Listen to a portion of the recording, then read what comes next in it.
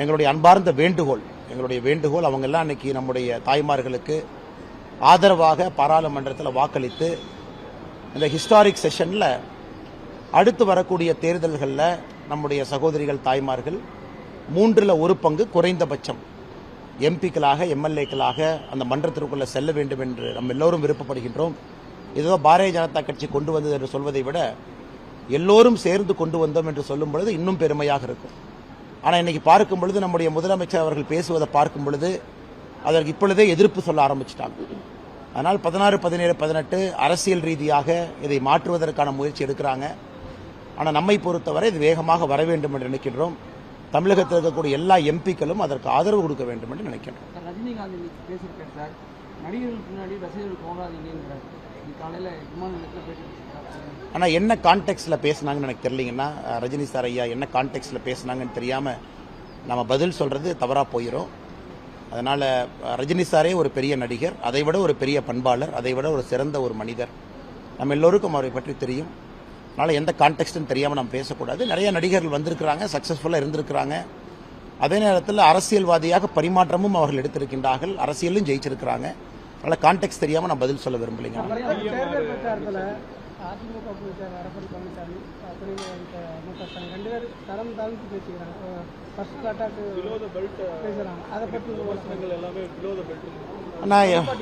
தேர்தல் பிரச்சாரம் சூடுபிடிக்க எல்லா தலைவர்களுமே பேச ஆரம்பிச்சிருவாங்க. உதாரணத்துக்கு கேரளாவில் பார்த்தீங்கன்னா நேற்று ரேவந்த் ரெட்டி அவர்களுக்கும் திரு பினராயி விஜயன் அவர்களுக்கும் இருவருமே தரம் தாழ்ந்த விமர்சனத்தை மாற்றி வச்சுக்கிட்டாங்க. அப்புறம் கடைசியாக திரு விஜயன் அவர்கள் திரு ரேவந்த் ரெட்டி, அதாவது தெலங்கானாவுடைய முதலமைச்சருக்கு ஒரு கடிதம் எழுதியிருந்தாங்க. இது இருவருமே ரொம்ப மூத்தவர்கள் தான், முதலமைச்சராக இருக்கிறவங்க. அங்கேயும் அதான் நடந்திருக்கு. தமிழ்நாட்டில் நம்ம எல்லோருமே அடுத்து வரக்கூடிய 15-20 நாட்களில் தரத்தோடு விமர்சனத்தை வைக்கணும். அப்படித்தான் நாங்களும் வைக்கிறோம். அதனால் அப்படித்தான் களமும் இருக்கும். ஏன்னா மக்கள் எல்லாத்தையும் பார்த்துக்கிட்டு இருக்கிறாங்க, சகோதரிகள் பார்க்குறாங்க, தாய்மார்கள் பார்க்குறாங்க.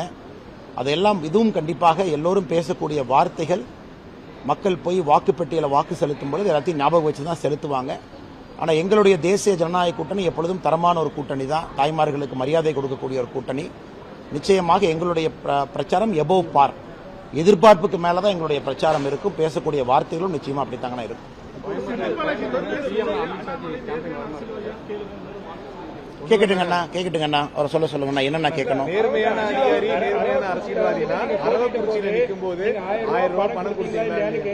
ஆனா கோயம்புத்தூர் லோக்சபால உங்க முன்னால் நான் என்ன சொன்னேன்னா, யாருக்கும் ₹1 பணம் கொடுக்காமத்தான் அரசியல் செய்வோம் அப்படின்னு கோயம்புத்தூர்ல என்னை சார்ந்தவர்களை கூட யாரும் யாருக்கும் எதுவும் கொடுக்க கூடாது, நேர்மையான முறையில் அரசியல் செய்யணும் உங்க முன்னாடி சொன்னோம்.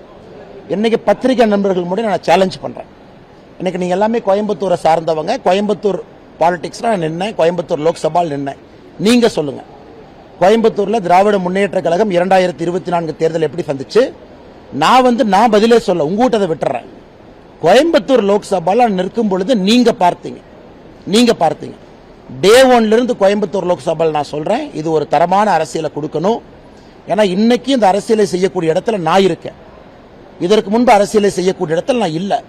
கோயம்புத்தூர் லோக்சபாவை நீங்க சொல்லுங்க, நான் எப்படி செஞ்சேன் நீங்க சொல்லுங்க. நீங்க இல்லனா அங்க நடந்துச்சுன்னா இங்க நடந்துச்சுன்னா நீங்க என்கரேஜ் பண்ணுங்க, நீங்க சொல்லுங்க, நான் உங்ககிட்ட பதில் சொல்றேன்.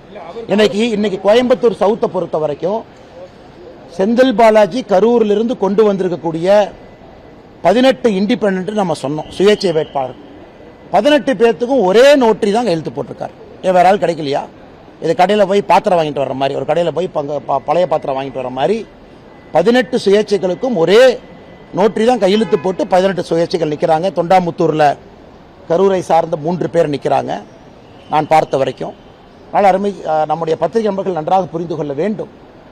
இந்த முறை கோயம்புத்தூர்ல அது செந்தில் பாலாஜியினுடைய தோல்வி மட்டுமல்ல, ஏற்கனவே நான் சொன்னது போல மொத்தமாக திராவிட முன்னேற்ற கழகத்தினுடைய தோல்வியை இங்கே தான் ஆரம்பிக்கும். கொங்கு மண்டலத்தில் முதலமைச்சர் பல இடத்துல சொன்னார், கொங்கு மண்டலத்தில் வெற்றி ஆரம்பிக்கும், நீங்க எழுதி வச்சுக்கங்க. தோல்வி இங்க ஆரம்பிச்சு சேப்பாக்கு போகும். நேற்று நாமினேஷன் ப்ராசஸ் எப்படி பண்ணாங்க? எடப்பாடியில் நேற்று திராவிட முன்னேற்ற கழகத்தினுடைய நாமினேஷன் ப்ராசஸ் எப்படி இருந்துச்சு? எடப்பாடியில் திமுகவுடைய வேட்பாளர் டம்மி கேண்டிடேட், வேட்பாளர் மனைவி, வேட்பாளருடைய பத்திரத்தில் டம்மி கேண்டிடேட் மனைவி கையெழுத்து போட்டிருக்கிறாங்க, மனைவியினுடைய பத்திரத்தில் வேட்பாளர் கையெழுத்து போட்டிருக்கிறாங்க. அவங்க அங்கேயே ரிஜெக்ட் பண்ணிருக்கணும் ஸ்க்ரூட்னி. அப்ப அங்க இருக்கக்கூடிய டிஆர்ஓ உள்ள புந்து 2 பேர்த்தினுடைய வேட்புமனும் ஏற்க வச்சிருக்கிறாங்க. ஏன் உதயநிதி ஸ்டாலினுடைய சேப்பாக்கத்தினுடைய வேட்புமனு நேற்று எப்படி எங்கெங்க முதலீடு இருக்கிறது அப்படிங்கிறதே விட்டுட்டாங்க. அதனால் நேற்று திராவிட முன்னேற்ற கழகத்தினுடைய தோல்வி நேற்று வேட்பாளருடைய ஸ்க்ரூட்னி பட்டியலே ஆரம்பித்திருக்கிறது.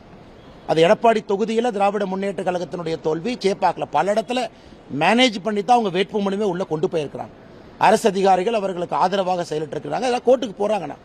சம்பந்தப்பட்ட எதிர்த்தரப்பில் போட்டியிடக்கூடிய வேட்பாளர் எல்லாமே கோர்ட்டுக்கு போகத்தான் போறாங்க. அதனால் இந்த தொகுதியில் வெற்றி பெறுவதற்கு வாய்ப்பு இல்லை. வேறு யாராச்சும் வெற்றி பெற்றாலும் கூட எதுவுமே செல்லாது. அதனால திமுக நேற்று எங்கேயாவது என்டிஏவனுடைய கேண்டிடேட் நீங்க யோசிச்சு பாருங்க, எங்கேயாவது இந்த பஞ்சாயத்து ஆச்சா?